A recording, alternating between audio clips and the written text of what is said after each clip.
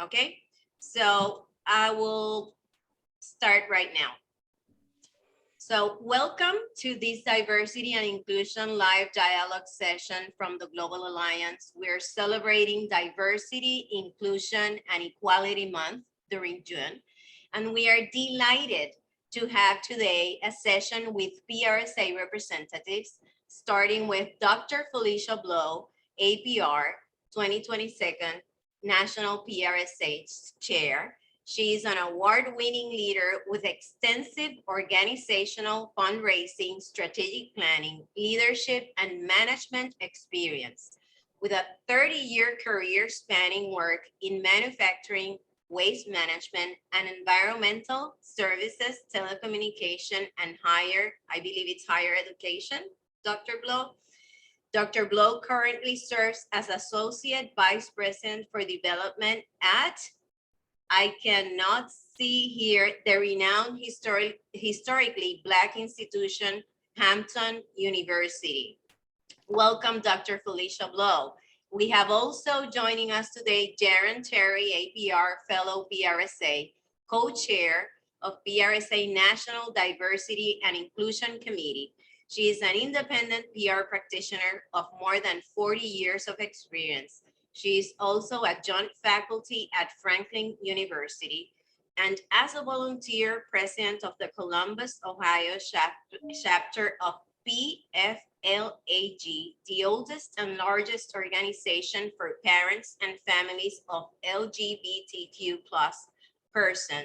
Jaron upholds its mission of leading with love to create a world where diversity is celebrated and all people are respected, valued, and affirmed.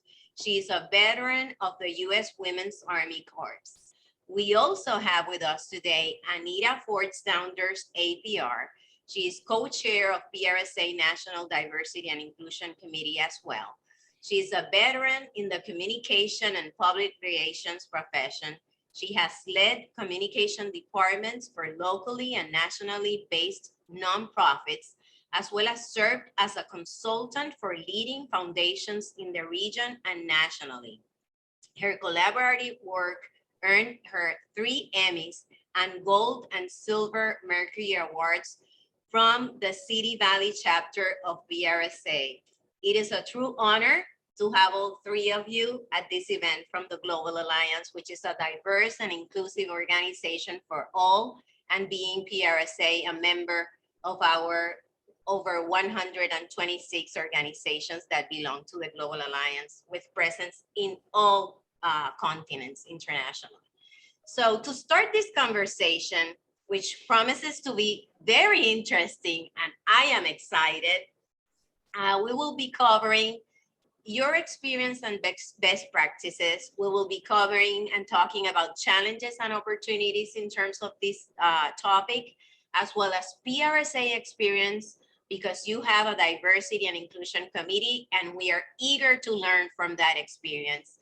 And last but not least, your recommendations to achieve progress and advance in terms of diversity, inclusion, and equality. So please, we are eager to hear. Maybe we can start with Felicia about your experience, best practices, learnings, case studies you can share with us, and then we move with Anita and Jaron as you feel, because this is a conversation. This is not a conversation. It is a conversation, Gladys. I'm thrilled to be here. Anita and I are not only colleagues in PRSA, but we are sisters in Alpha Kappa Alpha.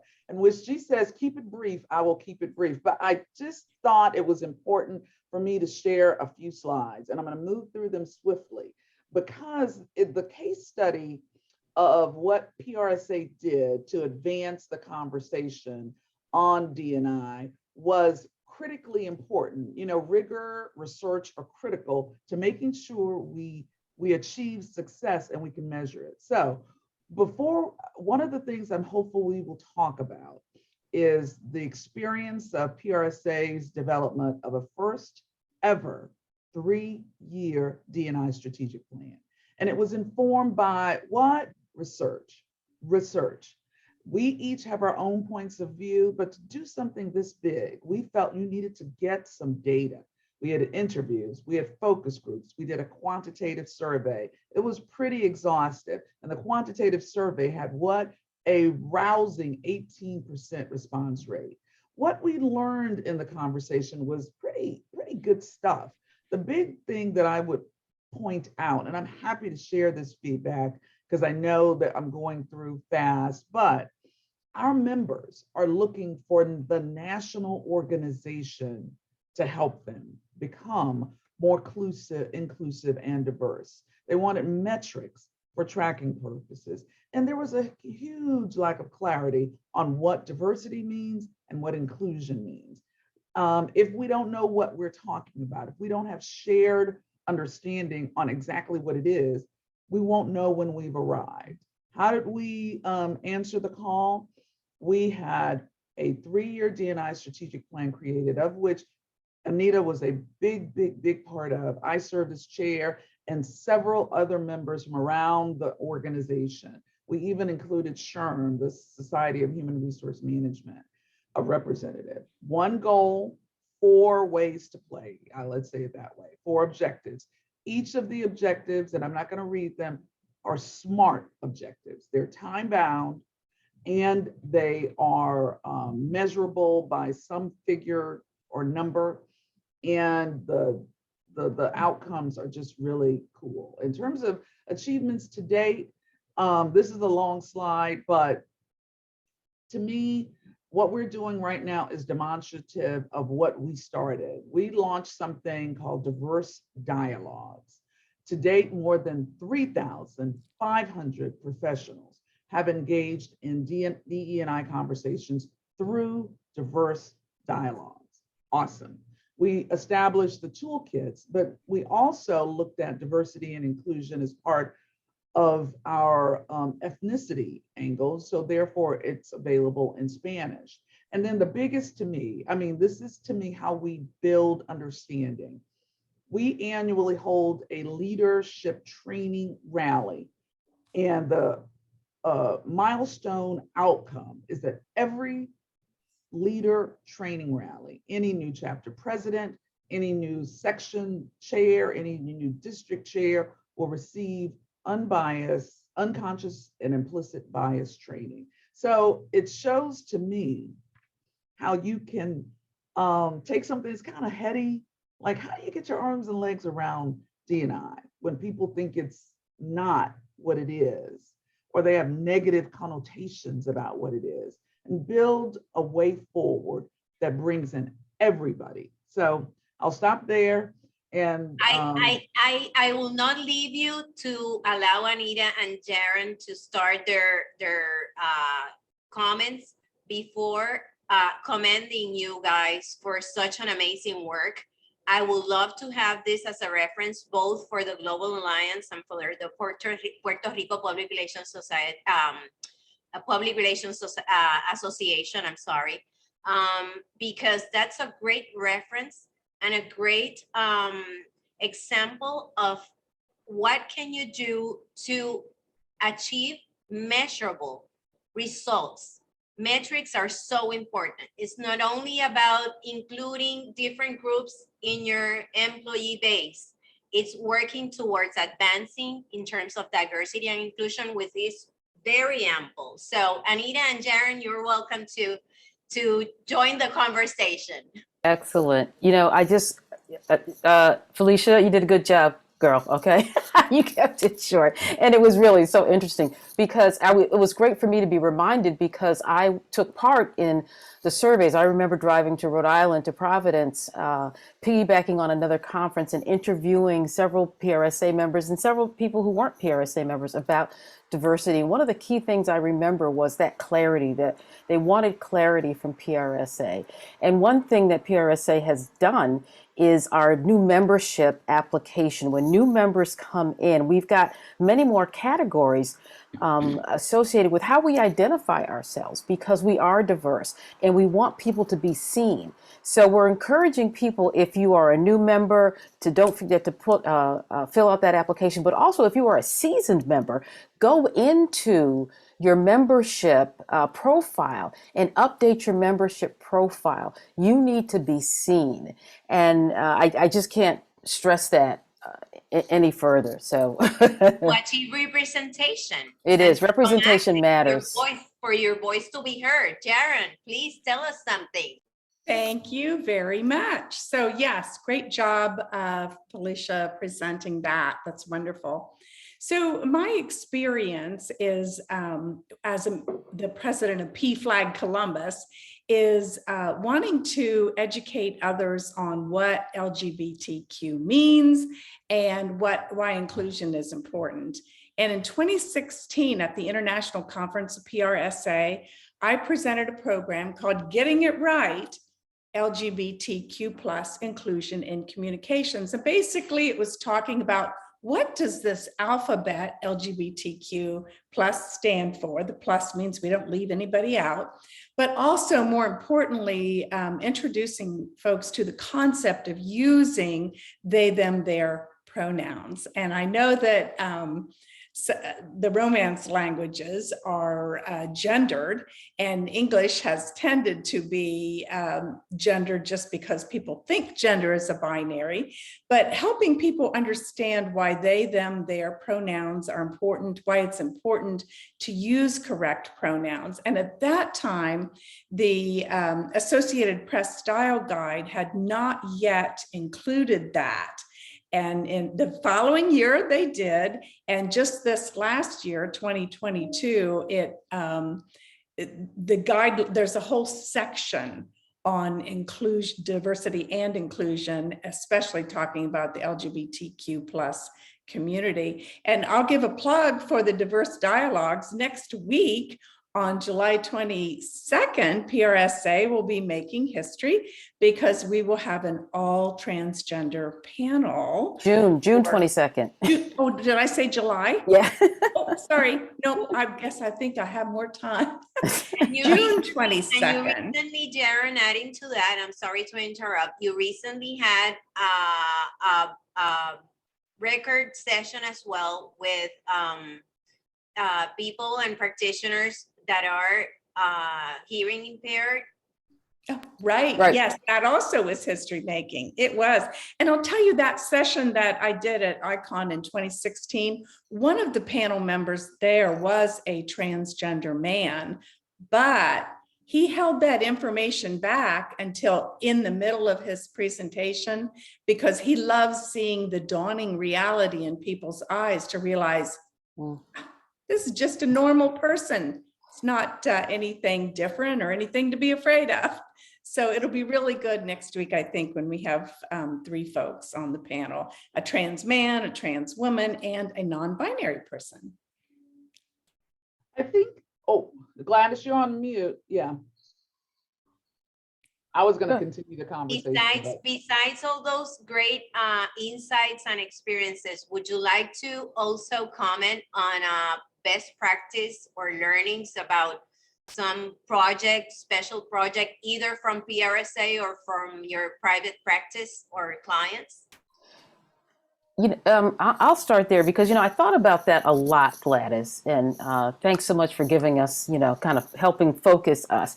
And, I have to say the best practice I have experienced has been with PRSA. I've been in this business for a long time, for over 40 years, and it didn't feel like people understood or started to even begin to understand until, unfortunately, the murder of George Floyd. All of a sudden, it was in our faces because we watched that happen. D&I has been an issue for decades. So corporations were late, organizations were late, yet many of us had to deal with this on a day-to-day basis. So my experience with PRSA and the D&I committee, because of these like-minded people and a singular focus and values and vision, has been my most rewarding experience, and I would say a best practice as we continue to learn from each other and learn from the Global Alliance and learn from the Black PRSA Association and ColorCom and everything else. So that's been my best experience and my best practice. Great. And I want to pick up on that because for me, it has not been all sunshine and roses Right. as it Okay. relates to the D&I movement. I will tell you, it has, and this is real talk for me. I am nothing if I'm not transparent. And it's not intended to hurt, but this is how we can get better. It was like pushing a boulder up a hill. Right, good afternoon, Get to the everyone. point to, hello? I heard, I don't, in order to get clarity of the need, the amazing need for this 3-year plan. As Anita said, it took a tragedy to get us to fully embrace it as a nation, but within PRSA, it took some pushing. There had to be some engagement. I remember things like, we've done enough D&I research. I remember questions like, we don't need a plan.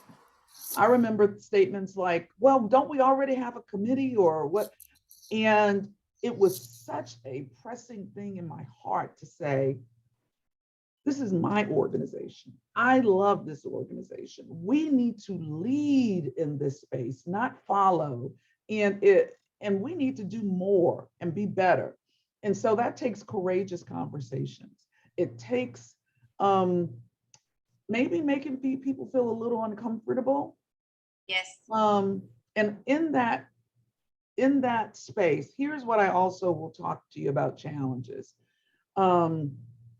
We have got to learn how to educate, assume good intentions, and give people grace. I'm going to give you an example. My grandmother, who is 100 years old this year. Oh All my right, God. amen. Hey, she's got a great name, Lover. Lover. I have never met anyone named Lover. And she was born in 1922, right? So that means her folks were born in slavery or were during Reconstruction, tough times, tough broad. She still calls people colored. So in our Black Lives Matter moment, in our African American, do you think I'm going to allow anybody to go to my grandmother and say, you can't say colored? Give grace. Give grace. Thank you, Anita. And help. I'm not even go to my grandmother and say, Grandma, you're supposed to say African American. She's 100 years old. Now, I'm not saying we give people a pass when they're not 100. We help educate. I believe you get more beans with sugar than you will with vinegar. So that's the other challenge, helping this D&I movement do better, be better, build more allies by bringing them in gently rather than just constantly pounding. Agreed. Jaron? I think that's a great example. My grandmother died very young, so I hope that I'm more like your grandma than mine. As far as case studies in my own practice, so I'll go to my teaching at Franklin University. Excuse me. Spared you that. So at Franklin University, I teach crisis communications course, as well as a creative thinking class, but the crisis communications course is the public relations one. And we have a weekly current events where we talk about what various crises are. And we're not talking about hurricanes and tornadoes and other, acts of nature, but things that, crises that come about because of poor decisions or failure to look ahead or failure to look around corners on the part of the business leaders. Or not doing a right environmental scanning or crises that are self-inflicted, you're meaning. Right, exactly. And by and large, the majority of the companies that have issues that really blow up, it's because of a lack of diversity at the decision-making table.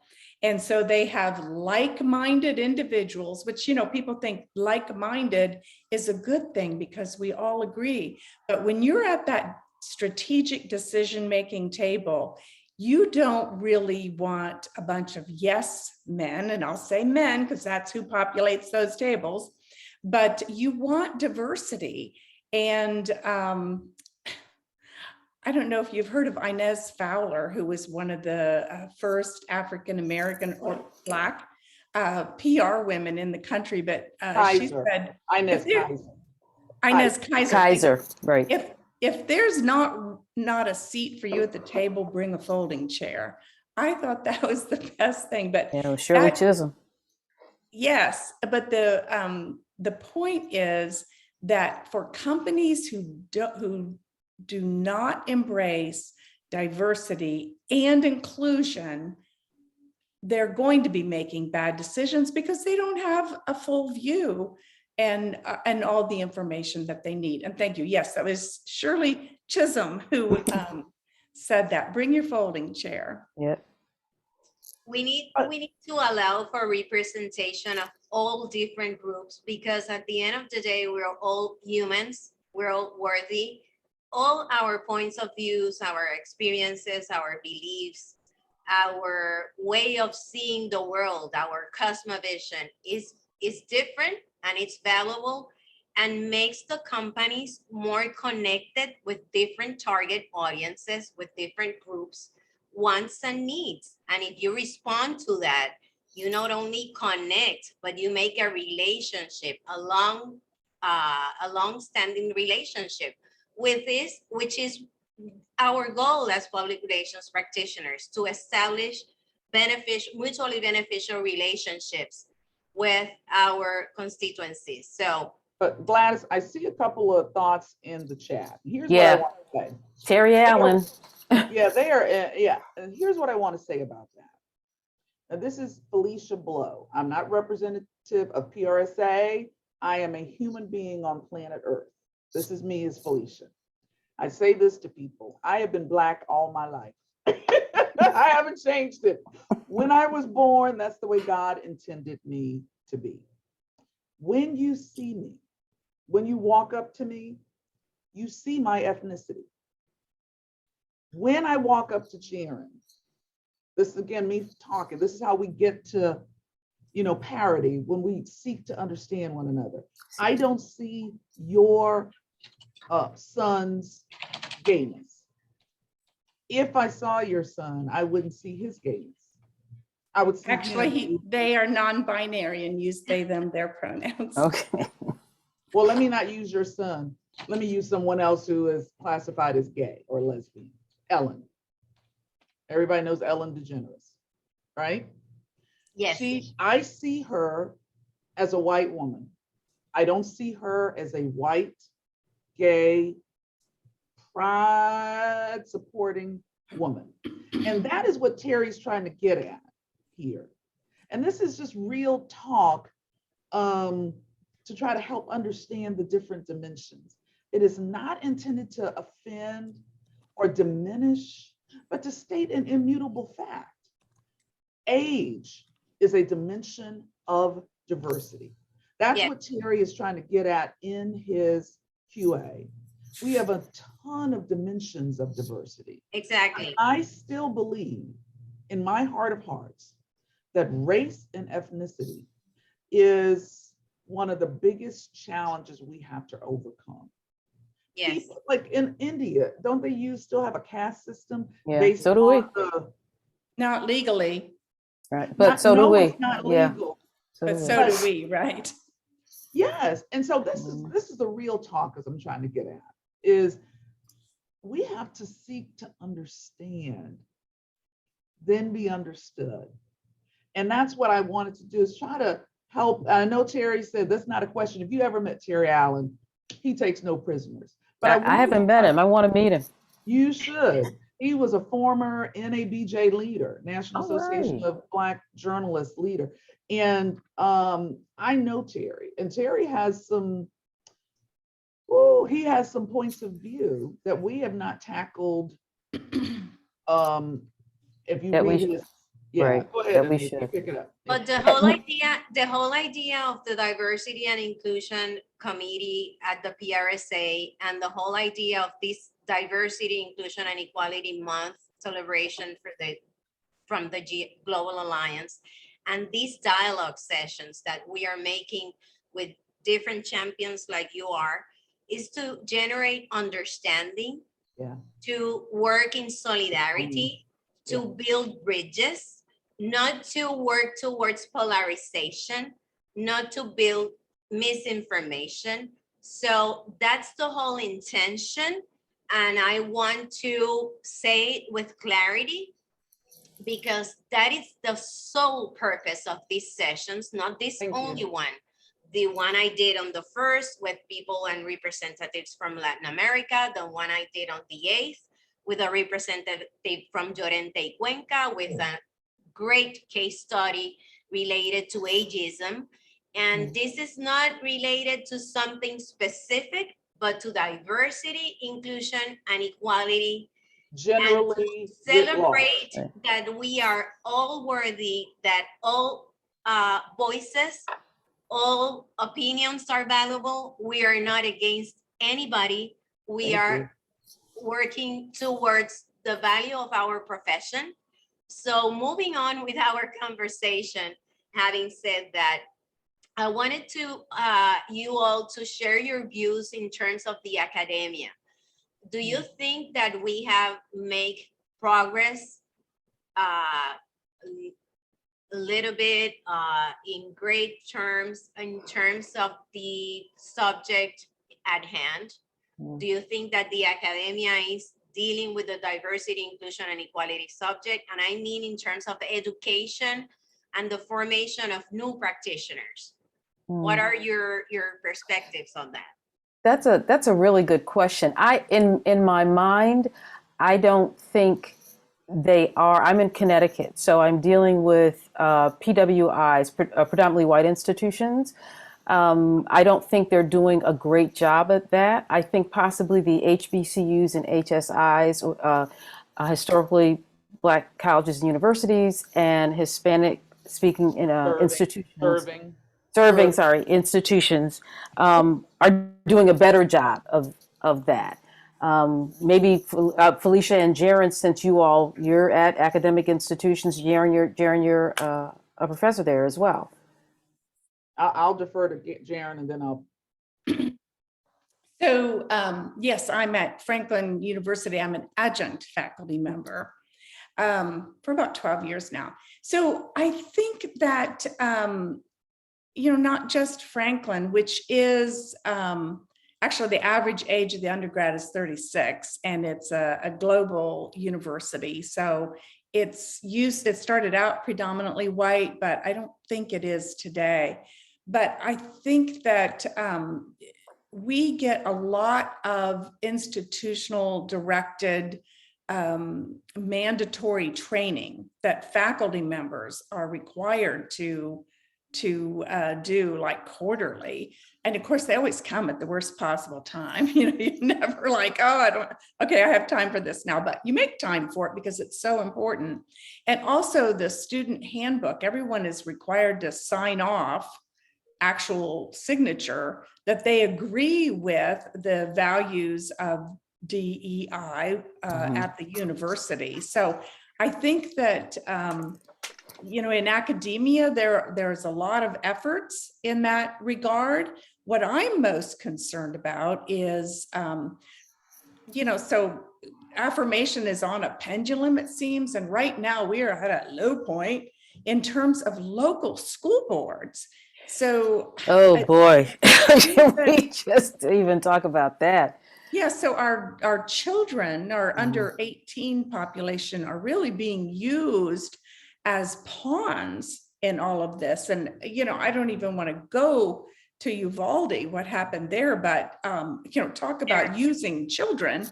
Well, Jaron, if I could, can I jump in at the here about local the level, the concerns are that there are a lot of parents, and I'll say predominantly white, who don't want inclusion at their schools, and not just children of color, but, you know, children who are LGBTQ, children who are Hispanic, children who are anything but white. And that to me is the most disturbing trend that we're seeing right now. I want to come back to the question of academia. So let me just say this, our young people prayerfully will save us because they don't see color.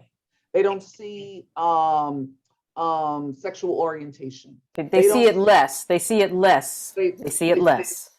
They don't see it as something to create a difference about. Thank you. They embrace it. My daughter talks about it all the time. Right. She said, well, Jasmine has a girlfriend, but she also had a, huh? Who? What? And, you know, that was a fake name. And it's just part of their DNA. So the students, for the most part, you're right, there are no absolutes, Anita. The students, here's what I'm afraid of. There is a movement in the nation right now to remove academic freedom. And one of the other things that's happening is the discouragement of academic institutions in America, at least, by some legislatures, to have chief diversity officers, to do diversity training.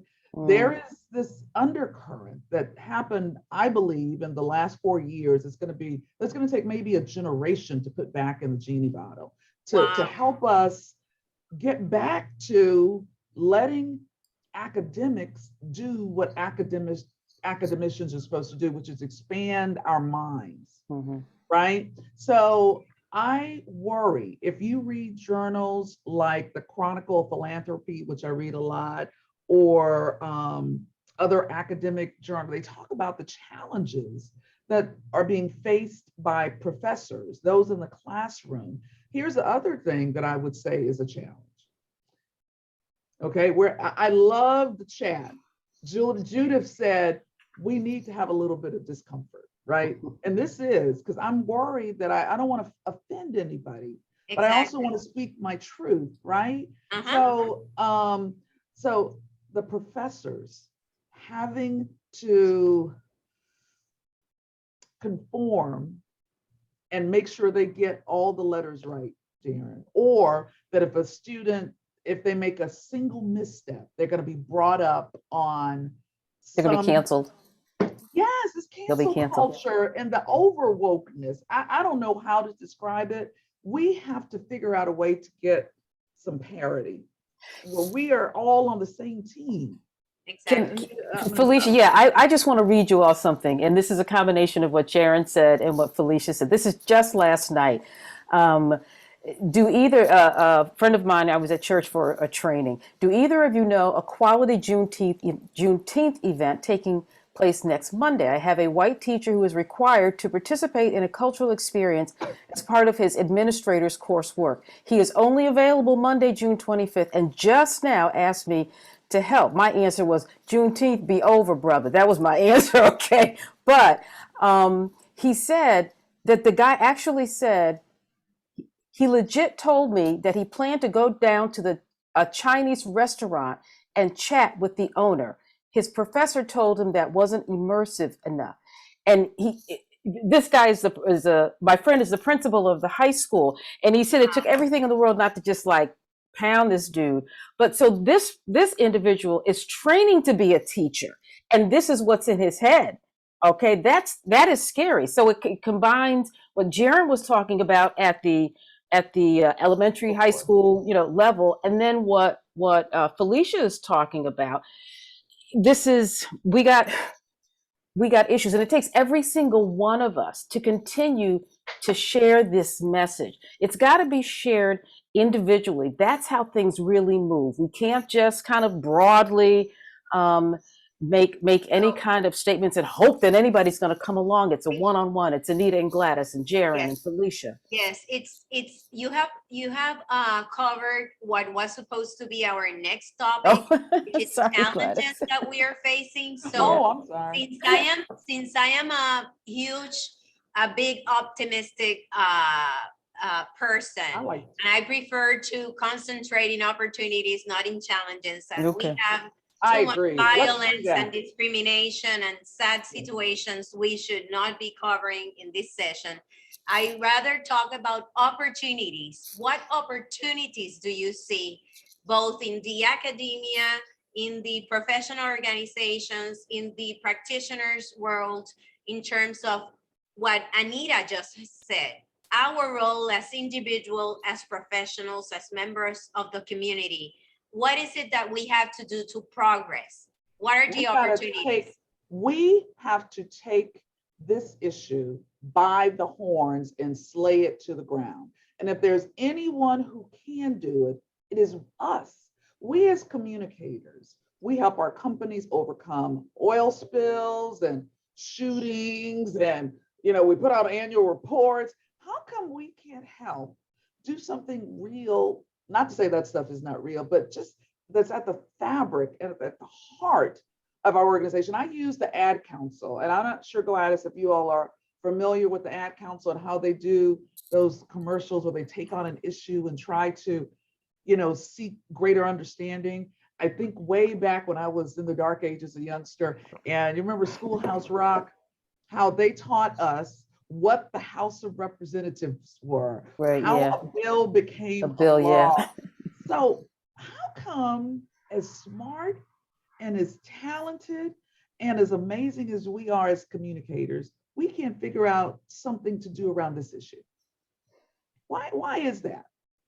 We That's what I can. think is an I'd opportunity. like to make We a can. helpful comment here, and that is the organization GLAAD, GLAAD, does research through Pew Research, and they are showing that the younger generation, a couple generations younger than me, Gen Z especially, is more affirming and inclusive than any of the older generations. And, it's a cliche to say that children are our future, but when you look at PRSA and the diversity that we're seeing among the PRSA students, if PRSA and all of us in public relations doesn't find a way to make room for those young people in our leadership, then we'll go the way of the dinosaurs, I believe.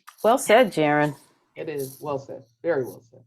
Mhm. So we already covered what PRSA have done. What has been your experience at the PRSA and the Diversity and Inclusion Committee? Do you want to comment more on that, on what has been your journey? Maybe Felicia talked about the overall plan, 3-year plan, if I believe correctly. Mhm. And maybe Anita and Jaron can talk to us about what has been your experience with executing that plan and measurable results, and maybe going into a little bit more specifics in terms of the progress of that committee. Right, yeah, absolutely. The progress of the committee has been, sometimes we feel it's slow, but as I look back to 3 years ago, even 4 years ago, we've made a lot of progress by leaps and bounds. I think our problem is we don't talk about it enough. We're communicators and we don't talk about it enough. Perception is reality. Perception Right. is reality. So you have to communicate your achievements for all members to get to know it. And to value what you have, because not all organizations have a diversity and inclusion committee. So remember, this at committee, first I said I commend you for that. So I reaffirm that. Thank you so much. And this committee has catapulted. I mean, I tease Shanita Akantande often because I say she shot us out of the cannon. Felicia brought us up to another level. Andrea Gilles Monzon brought us up to the next level. And Andrea and I were co-chairs. Now Jaron and I are co-chairs. And to the point where we take Anna very Toro, seriously. don't forget Anna Toro. Thank you. From the beginning. Of ours. But if we start naming names, Sharon, we're going to leave somebody I out. know. Has brought us to another level where we are absolutely counsel to the PRSA board. One of the things I'm proudest of this year is we've achieved are the affinity groups, and widening and making sure that we recognize and have representation at different levels of members and bringing them into the PRSA tent, because PRSA has a lot to offer members. But if you feel like there's a wall there, you'll never get through that wall unless someone helps open the door and lets you know that this door is a good door to walk through. So, measurable accomplishments, the demographics, the reporting of the demographics, that's building, because we just started that, last September was that, I think? We just started that last September. So we're moving slowly in some people's eyes, but at a quickened pace, to the point where, and I'll give it to you, Felicia, about the strategic plan, the PRSA strategic plan. We have a D&I strategic plan, and now the PRSA strategic plan priority, okay, we are merging, okay? It's not just gonna be a separate thing. It's gonna be all one strategic plan. That's no one puts baby in the corner. There you go.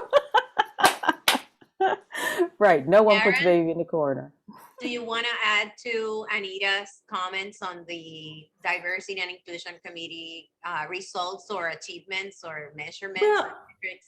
yeah, I'll just say I joined the committee in 2015, and I think that was when we met in Atlanta. And I remember going up to Lawrence Laurent and saying, so I have an interest in being on the committee. Do you need me? And I was thinking, gee, I'm a straight, white, cisgender old lady, so I wasn't sure they needed me. But he threw his arms around me and said, yes, come on in, jump in the picture. They were just, and it was like the advances that our committee has made, because we used to be little baby in the corner and just, those folks over there. And we really are front and center, especially as evidenced by not having our own strategic plan, but being part of PRSA strategy. So, Amen. yeah, Amen. it's been great. And also just our committee. I mean, we have so much structure to everything with our chairs of the different subcommittees, et cetera. And the chapter liaisons, those D&I liaisons who are from chapters, we meet monthly. That is probably the most exciting meeting I've ever experienced, because we hear the best practices, what they're doing in their own chapters. Yes, it's and amazing. It was out of that meeting that Shanita Cantande leads, that a transgender woman spoke up and said, I'd like to hear more about how I fit into the organization, and hence that June 22nd program. Yes. So Gladys, can I say something here? Yes. This is like a mom seeing her child and being proud, because as Anita said, these are the things that were in the strategic plan. These are the seeds, the structure that we worked hard to create when I also served as the national co-chair for D&I. It was not, I just can't tell you how excited I am to hear the work continues. And that's what, it's not about me, it's not about Anita, it's not about Jaron, it's about the work. And if we can keep our eye focused there, it will be hard. That I think I know we're coming up at 11:44 and we gotta, round this thing out. But in terms of opportunities, things we need to say for the future, let's look at ways that bring us together. Let's find common ground. Let's be the leaders, the people out front, D&I, to say, hey, if we can overcome our points of view, and we are very different, so can everyone else. In addition, I think that we have to share, as Anita said, share, talk, communicate broadly, and not be afraid of the difficult conversations. Because guess what? Even though I may not say something that's here, and I'm pointing to my heart, it's still there. And even though I meet you and I'm smiling and I say, hi, how are you? Oh my God, I love you. I still have that point of view, right? So how are we advancing change if when we meet, we hug, say hi, and then we all go to our separate corners and I still hang out with the people that look like me and you still hang out with the people that look just like you? What is that doing? So have the courageous conversation. I think Judith said it, be a little uncomfortable. It's scary because I'm scared right now. Somebody's gonna come after me with pitchforks and Okay. Well, Ugh, let's be real. you got well, to. I love to have more time to keep on the dialogue, but we have to come to the last section of the session, and we need to address the recommendations. What are your recommendations for practitioners, for the academia, for the organizations like PRSA, because we have more than 100 associations that belong to the Global Alliance and are eager to learn from the PRSA experience. What are your recommendations based on the role we all have to play to advance in terms of diversity, Wow. inclusion, and equality? Because we all have a role to play. We have to be act in solidarity, and we have to collaborate. It's not a thing we will achieve in silos. I put a Well, bunch of mine in the chat. I was And getting that's ready to just- say, yeah. So be intentional, adaptable, and consistent. Measure, use measures, qualitative and quantitative, to assess progress. Train, be at the forefront with your HR departments, with your CEOs, be the conscience of your CEOs, and ask the CEOs to make sure your organization is walking the talk. Establish employee resource groups, groups that can get together on a consistent basis, partner to communicate. And then the stuff we've been talking about today, don't just hang out with people who look like you. Learn, grow, expand, and then bring that back to your organizations. And then I'm shutting up. And don't just make it organizationally, do it in your personal life. I had a doctor who would tell me, years ago, how's your business doing? I love this doctor. How's your business doing? And she said, you know what? I have a suggestion for you. Every month, go to lunch with someone who is not in your profession, in your circle. So I was in communications. You just go to lunch with someone who's a bank teller, somebody who is in the arts, or somebody who trains horses. Or you learn so much from people, and that is about diversity as well. What their points of view are on a lot of different things. I can't add too much to what Felicia said, but keep in mind that one-on-one. Don't take away from that one-on-one experience you can have with someone, your neighbor. We talk about social capital. In our neighborhood, we watch out for each other. We know each other. How many people, do you know your neighbor? Do you get to know your neighbor? Know that I have a gay couple who lives next door to me, interracial couple who lives on the other side of me, different ethnicities across the street, and and folks from New York who come to Connecticut who are like, oh my God, there are deer in my yard. They're very diverse. One-on-one. I love that. Well, I guess I just have one word, and that is fearlessly. Live your life fearlessly. And, and I know that may be coming from a place of privilege, but we need to be able to speak up and speak out. Especially we who have the privilege need to use that and speak up and speak out for those who have been or are still being marginalized. Challenge your CEO about performative allyship. I'm always thinking in LGBTQ plus circles because that's where I live and work. But here it is, Happy Pride Month. and everybody rolls out the flags and the magnets and the stickers and marches in the parade.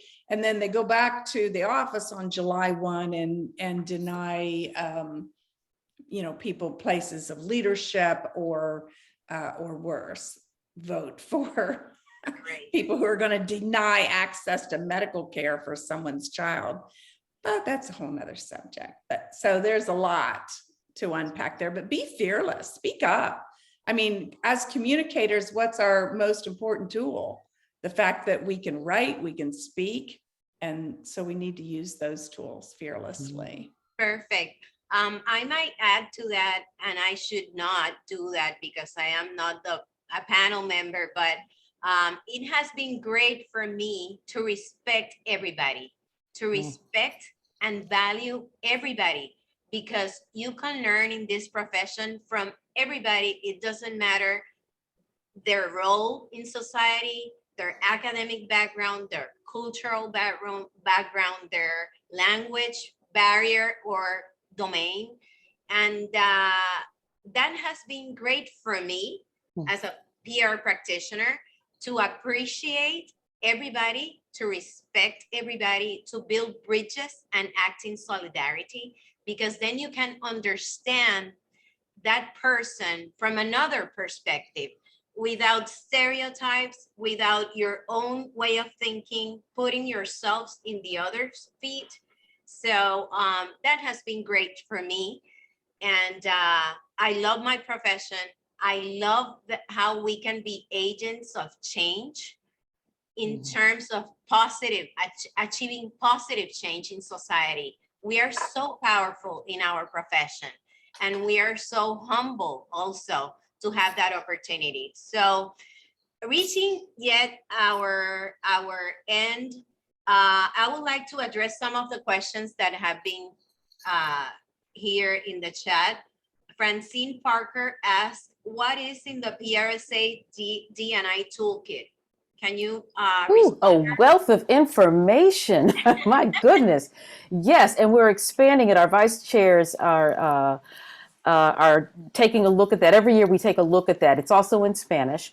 It is on our PRSA D&I website, as well as, if you haven't visited, Voices for Everyone. That is a phenomenal website as well. We talk about terminology. It really was formed for the chapter. Right. It was for the chapter liaisons to help them in their chapters to build a D&I, a strong D&I chapter. But we're sending it out and giving it out to everyone because it is a phenomenal resource. So I can just offer a specific view to Francine's question. The inclusive language guide, there are a bunch of those in there. Thank you, Jaron. Months of when we ought to be looking at how to promote different ethnic groups, or like Pride Month, Women's Month, Black History Month, etc. It includes our definition of diversity, which is not just one line. It is an expansive conversation, includes thought. It's a wealth of information. The link is in the chat, by the way. Send that to me because I need to share that at the Global Alliance digital portal. Please. Jaron put the link in the chat. Perfect. And then I believe you have addressed already some of the comments from Mr. Terry Allen. Yes. Is it a Mr.? Okay.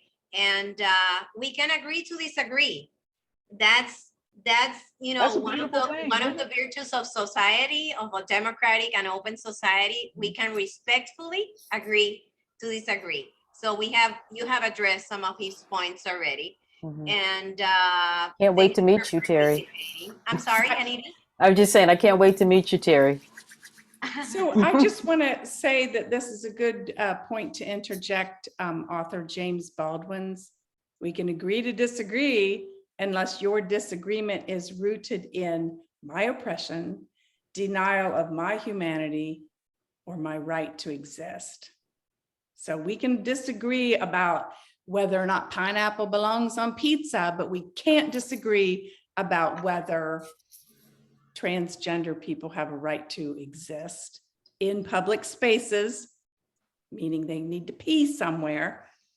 Among other groups, Jaron, because Right. We have Asia Pacific people. We have Jews that has been discriminated in the US and other Amen. countries. Absolutely, We have right. people from Latin America as myself, because I am a Puerto Rican woman, Christian, and you can, keep on Go down the adding, list. you have Yeah. keep on adding adjectives to my group, that the one Yes. that responds to my wants and needs and my beliefs. So we're all different, but we should respect each other. Right. Olga We Mayoral can is disagree one- about things that aren't of a person's value, worth, right to exist. Right. We know. Exactly. So Olga Mayoral Wilson, a dear friend, APR and fellow PRSA, someone who I admire and respect very much, says, Yes. from my point of view, a lot has been done to bring awareness and understanding to diversity, equality, and inclusion. However, there are elements of individual and personal empathy. That's a great point. That do not exist in board of directors nor in discussion tables. So a lot more needs to be done. I have faith. Do you have something to add to that comment? I want to add, first of all, that Olga also is our subcommittee chair for the Hispanic Serving Institutions and Historical Black Colleges and Universities. Just adding that for the D&I committee. And empathy, you have faith. Thank you, Olga, for having faith. But empathy, how do we teach empathy? Exactly. That is a key. Honestly, to me, the word faith is the most poignant and powerful. And that is, we have to believe that things can change. And if we believe in our hearts that things can change, we then need to do something. What does the good book say? Faith without works is what? Dead. No value. Empty or dead. So we need to take this power that we have, that Gladys you talked about, and make all the things in the chat come to life. It's within our grasp. I really hope that maybe my words can spark a movement by somebody. Maybe it's me. I don't know. I'm kind of sick of talking about it. You sometimes get weary of well-doing, but the Bible says you can't get weary of well-doing. I'm sorry, I keep bringing up my religion. I don't wear my cross on my sleeve, but that is what keeps me moving, even in the face of great difficulty. When I feel like I am just so misunderstood or things are so bad, that's what keeps me moving. And this issue, how we treat one another because we are different, has the ability to tear our nation apart. Exactly. I'm Black, you're white, I don't like you. You're brown, I'm Asian, I don't like you. You're gay, I'm straight, I don't like you. Oh my God, people. So it's time. We've got a lot of work to do. We got to get busy. It has to stop. So Judith Malvox, I don't know. So I'm sorry if I misspelled that. We have to stop allowing honest discussions of history and humanity to be equated with liberalism and the lack thereof to be characterized as patriotism. She comments on that. That's a good point. I do not know if we have any other question per se. Only there's a lot of engagement. I mean, Ainsley Owen says he's got some team building ideas. Love that. I think Ainsley is male. And Teresa Hines has brought up the fact that has reiterated what you said, Anita, that there are no absolutes. As much as I like to think that the children are the future, like the song, yes, there are some young people that may be challenged. And I love your note there, Jaron, about over wokeness. I do think woke has become kind of a bad word. Yeah, it's a trendy. So it's I put that there because you said it and I had not heard that term. Oh, I just made it up. I just made it up today. I also wanted to point out in the chat there, Olga Mayoral Wilson, who's my Rebbe, she said that in the case studies in the classroom, there's very little DEI. And so she brings in diverse speakers I think that is Because wonderful. that's older. Great You recommendation. know, we need She's more part her. of the 75th anniversary task force, I might add. Okay. Shout out to Facundo and Raquel. Are they on? They are on. Yes, they are BNI on. members. So ladies, we have reached the top of our time. I am blessed, elated, and honored to have this opportunity with you today. I feel like the 1 hour time was not enough. We have to keep on this type of conversations, although they can be uncomfortable, they can be kind of rough for some people. That is not our intention. Our intention is, again, to build bridges, to generate understanding and social harmony. We need to respect everybody, to achieve representation, and to value each other's points of view. It doesn't matter your group, age, culture, race, or whatever other characterization that we can have as a person, because we are all human. It has been very insightful to talk to you. And at the Global Alliance, we appreciate the opportunity, and we're looking forward to keep on these conversations moving on through many, many months to come. So thank you from the bottom of our hearts on behalf of the Executive Board of the Global Alliance. Muchas gracias. Thank We you. will keep on talking. Talk to you soon. Thank you for the Hasta la vista. opportunity. Hasta la vista. Gracias. Gracias. Gracias. Bye. Thank you. Adios, adios. Adios.